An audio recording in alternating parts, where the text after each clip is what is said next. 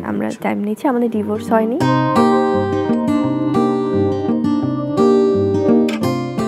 সম্প্রতি একটি বেসরকারি টেলিভিশনের সাক্ষাৎকারে চিত্রনায়িকা বুবলি তার ক্যারিয়ার, সন্তান শেহজাদ ও ব্যক্তিগত জীবন নিয়ে বেশ খোলাখুলি কিছু কথা বলেন।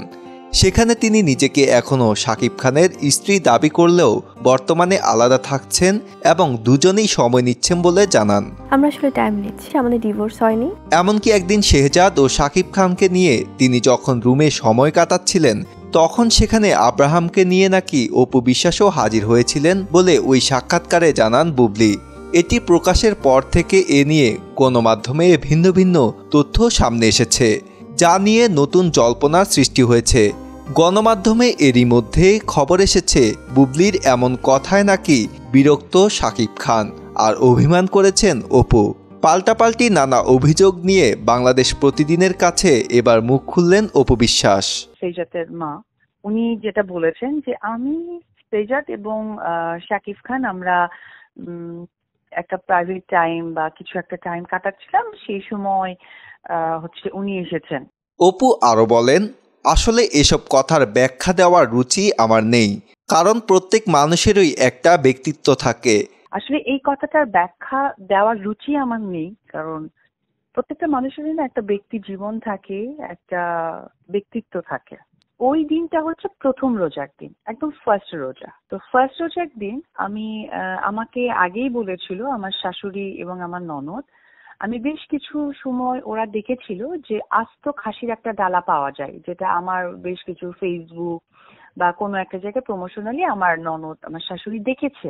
তো সেই সুবাদে বিগত 7-8 দিন থেকেই আমাদের আলোচনা হচ্ছিল যে প্রথম রোজার দিন কিন্তু তুমি আমাদেরকে আস্ত খাসির ডালাটা খাওয়াবে, ওকে?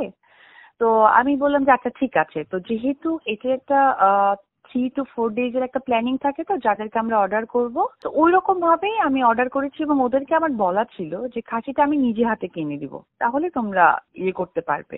অ্যান্ড এটা মিউচুয়ালি আমাদের প্ল্যানিং, আমি, আমার শাশুড়ি, আমার ননদ, আমাদের ফ্যামিলিগত প্ল্যানিং। যেহেতু ফার্স্ট রোজা প্রায় 1 বছর পর সাকিব বাসায় আছে, সেই সুবাদে আসলে আমাদের মিউচুয়ালি একটা প্ল্যানিং। সেই প্ল্যানিং এর যথারীতিভাবে ওটা ফার্স্ট রোজার দিন আসলে যে দিনটার কথা উনি উল্লেখ করে বলছেন। আমাকে বলা হলো, তা আমি 2-3 দিন আগে এরকম অর্ডার করেছি একটা ডালা যে আস্ত খাসি। তারপরে সেই সুবাদে ইফতারির আমি তো নিশ্চয়ই ওই বাসায় অনেক আগে থেকেই আছি।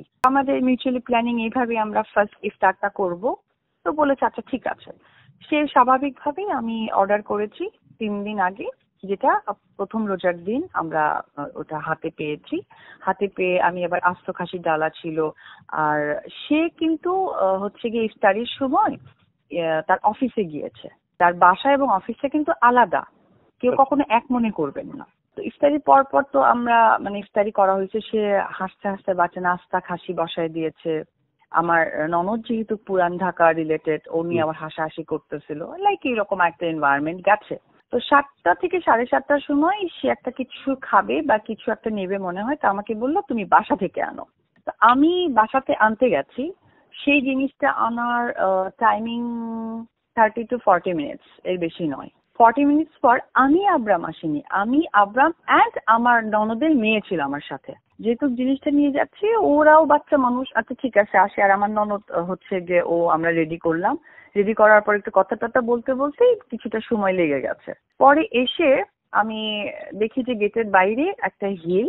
তো আমি নক করলাম, নক করে ফ্র্যাকশন অফ সেকেন্ড, মানে 5 সেকেন্ডও টাইম নেয়নি, 5 সেকেন্ডও টাইম নেয়নি, 5 সেকেন্ডের মধ্যে গেটটা উনি খুলে দিয়েছে। আমি বের হওয়ার সময় আমি তখন ওনার সাথে ওনার অ্যাসিস্ট্যান্ট থাকে, আমি কিন্তু গেটটা নক করেছি, আমি গেটটা খুলেছি, মেইন গেটটা খুলে ওর সাথে আমার ওই ছেলেটার সাথে আমার দেখা হলো। তখন আমি ধরেই নিলাম যে হয়তো শেহজাদ এসেছে। শেহজাদের সাথে কে আসে, কারণ শেহজাদ তখন স্কুলে যায়, ও তো একা মুভমেন্ট করে। ডেফিনেটলি প্রথম রোজার দিন প্রত্যেকটা সন্তানের অধিকার আছে তার বাবার সাথে দেখা করার। আমি এটাকে কোনোভাবেই মাথায় নেই, আমার ইচ্ছেও ছিল না কখন এই প্রসঙ্গ নিয়ে আমি আপনাদের মিডিয়ার সাথে আমি কথা বলবো।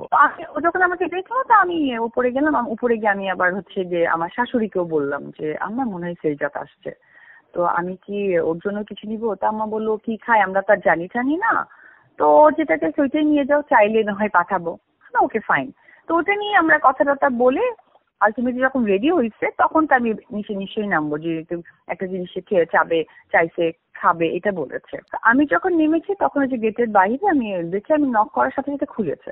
ঘটনার বর্ণনা দিয়ে অপু আরো বলেন, অফিস ফ্লোরে দরজা খুলে ভেতরে যেতেই আমি দেখি শেহজাদ টিভিতে কার্টুন দেখছে আর বুবলি একটা চেয়ারে বসে আছেন আর শাকিব খান ঘুমিয়ে আছেন। তাদের সাথে ওই অফিসে তখন শাকিব খানের দুজন ব্যক্তিগত সহকারীও উপস্থিত ছিলেন। এভাবেই বুবলি ও শেহজাদের সঙ্গে দেখা হয়। এর পরেও এটাকে কেন তিনি কোয়ালিটি টাইম বলছেন জানি না। বাচ্চা খেলছিল, বাচ্চা রুমে টিভিতে ওয়েলস অন দ্য বাস দেখছিল, আর সে একটা চেয়ার দেওয়া ওখানে রুমের মধ্যে দেখলাম, চেয়ার নিয়ে এবং আমি ওই সময় তখন আমি নোটিস করলাম যে হয়তোবা উনি তার অ্যাসিস্ট্যান্ট সহকারে ওই বাসায় যে দুজন ছেলে থাকে সাকিবের সাথে সারাক্ষণ, তাদেরকে বোঝানোর কারণে হয়তো বা রুমটা লক করেছে, আদার্স কোনো কারণই নাই। উনি বারবার মানুষকে জানানোর চেষ্টা করছে, বারবার মানুষকে বোঝানোর চেষ্টা করছে। তো এটা ছাড়া কোনো কারণ নেই।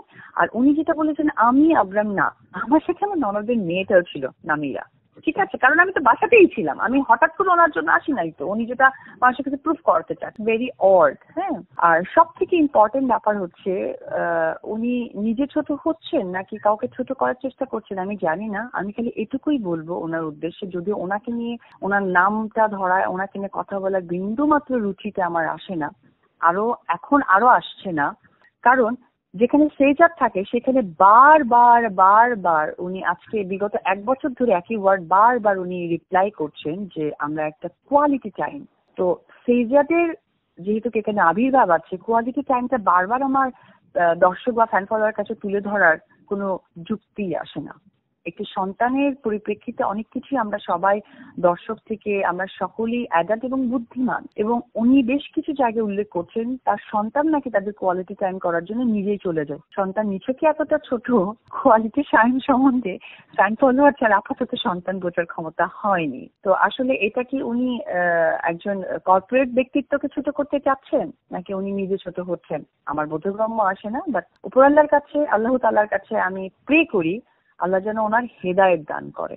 আজকে আমি আন্তরিকভাবে দুঃখিত, লজ্জিত এবং মর্মাহত যে আজকে আমাকে আমার কাজ, আমার সিনেমা, আমি অপু বিশ্বাস বা উনি একজন এত বড় সুপারস্টার, সাথে উনি একজন কর্পোরেট পার্সোনালিটি, এই ধরনের প্রসঙ্গের কথা না বলে, যেটা একান্তই আমাদের একটা পার্সোনাল টাইমিং নিয়ে আমাদের বিশ্লেষণ দিতে হচ্ছে। আমি সত্যি লজ্জিত।